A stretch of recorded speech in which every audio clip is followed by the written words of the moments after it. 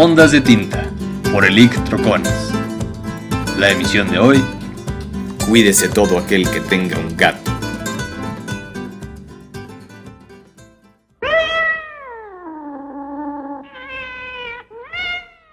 ¿Cuántos de ustedes, sí, de ustedes quienes están escuchando esto, cuántos tienen un gato al que aman? Un gato que les parece hermoso, un gato cuyo pelaje esponjado es divino para ustedes, un gato que es el centro de toda su alegría. Pero por otra parte, ¿cuántos de ustedes no tienen un gato precisamente porque creen todo lo contrario? Porque piensan que los gatos son animales demoníacos, porque los hay negros como la tétrica noche, porque ven en ellos el propio Satán. Vemos dos perspectivas totalmente opuestas de un mismo animal. Dos perspectivas que nos llevan a preguntarnos qué significan para nosotros los gatos. Como lo saben, esto es Ondas de Tinta, el espacio radiofónico en el que nos proponemos semana tras semana jugar un poco con las palabras de los textos literarios, intentando hablar de otras manifestaciones artísticas, de su contexto histórico, etc. En las últimas emisiones hemos hablado del género policíaco. Sin embargo, hoy daremos un descanso a esto, y lo que sí retomaremos es la estrategia que utilizamos en la cápsula pasada. Aquella vez partimos de la historia y de la filosofía para después rematar con un poco de literatura. En estos momentos partiremos brevemente de la historia y después llegaremos a dos textos literarios en particular. Comenzamos hablando de los gatos. Vaya, son animales que nos podrían sugerir cosas muy distintas y que a lo largo de la historia es interesante ver que han tenido distintos significados. Un texto muy esclarecedor en este sentido fue escrito por un estudioso, un historiador de lo cultural llamado Robert Darnton. Él tiene un libro que se titula La Gran Matanza de Gatos y otros episodios en la historia de la cultura francesa. Aquí, por supuesto, Robert Darnton se centra en la Francia del siglo XVIII y nos permite ver ciertas secciones o ciertas facetas de la cultura de esta época y de este lugar determinado. Obviamente, uno de los episodios en los que se centrará es una gran matanza de gatos que hubo en este lugar. A través de esto, Robert Darnton nos permite ver el significado de los gatos en aquella época. Por una parte, podemos ver que los gatos estaban completamente asociados con la brujería. Se pensaba que las brujas se transformaban en gatos, sobre todo en los gatos negros. De tal manera que incluso cuando se veía varios gatos en un mismo lugar, se pensaba que era un aquelarre de brujas, una reunión de hechiceras que conspiraban contra el mundo entero. De la misma manera, se asociaban los gatos con la sexualidad femenina. Basta que nosotros recordemos la palabra en inglés que denomina a los gatos pussy, y recordar también el otro significado relacionado con la sexualidad femenina que tiene esta misma palabra. Robert Darnton nos ofrece muchos más significados de los gatos en esta época y en este lugar, pero por el momento solo tomaremos estos dos, el asociado con la brujería y el asociado con la sexualidad femenina. ¿Por qué decimos todo esto? Bueno, recordemos, Francia en el siglo XVIII. Sin embargo, hasta nuestra época probablemente podemos ver ciertas reminiscencias de estas creencias. Concentrémonos ahora en la literatura. Hay un texto magnífico de un escritor que a lo largo de varias cápsulas hemos mencionado y citado, Edgar Allan Poe. Hablaremos en particular de uno de sus cuentos, un cuento que se titula justamente El gato negro. Podría decirse mucho acerca de este cuento, y lo primero a lo que hay que referirnos es justamente su inicio. Es algo delicioso.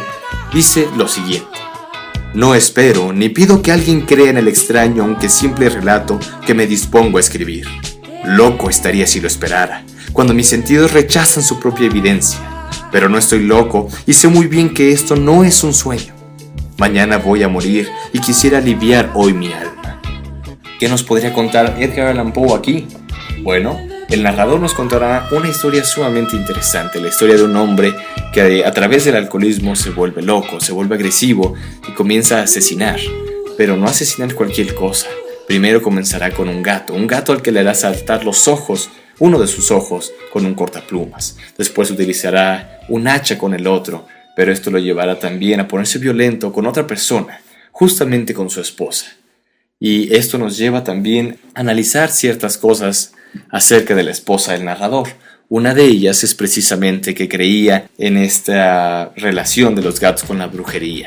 Creía de cierta manera que los gatos justamente eran una metamorfosis de las brujas. Esto se menciona en los primeros párrafos Y también resulta muy interesante ver cuál es el nombre del gato del narrador. Se llama nada menos que Plutón. Relacionemos a Plutón. Plutón, por supuesto, es el nombre que dieron los romanos a lo que nosotros conocemos como el Hades griego. Este dios de las tinieblas, este dios que guardaba las almas y que las encarcelaba en el inframundo. Son numerosas las relaciones que podemos encontrar en este cuento de Edgar Allan Poe en torno a los gatos. Y por supuesto que lo veremos como un ser demoníaco.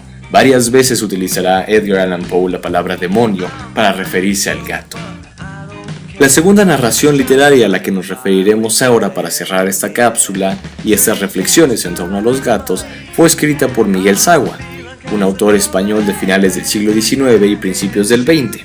Algunos de sus escritos fueron agrupados en una colección titulada Historias de Locos, un título muy bueno desde el inicio, y uno de sus relatos es justamente el titulado El gato de Baudelaire.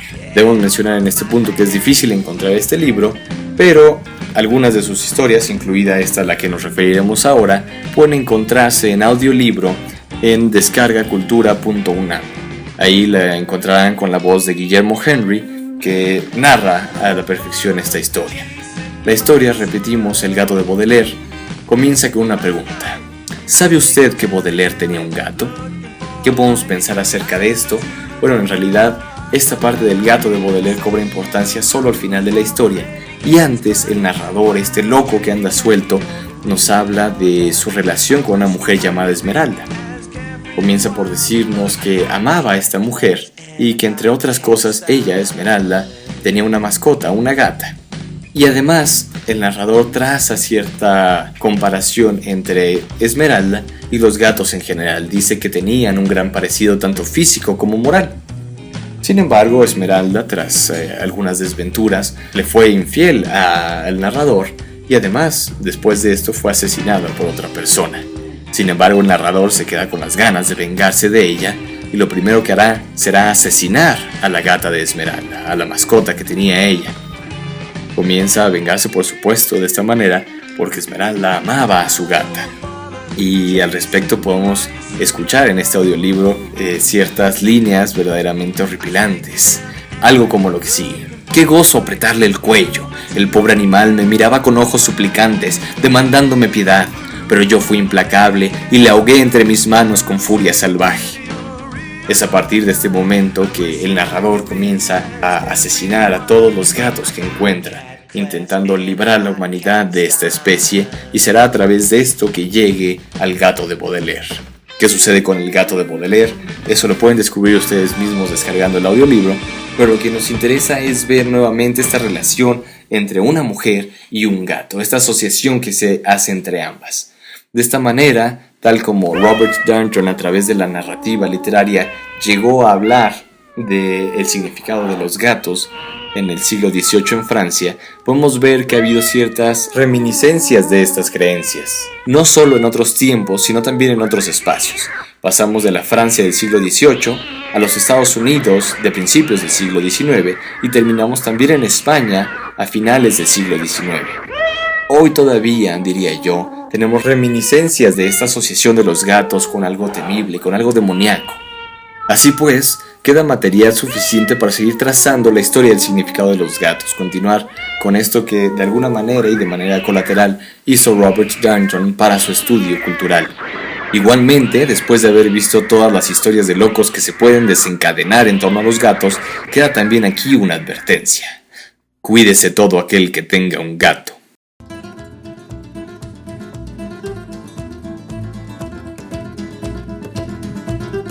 Esto fue Ondas de Tinta por Electroconis. La emisión de hoy. Cuídese todo aquel que tenga un gato.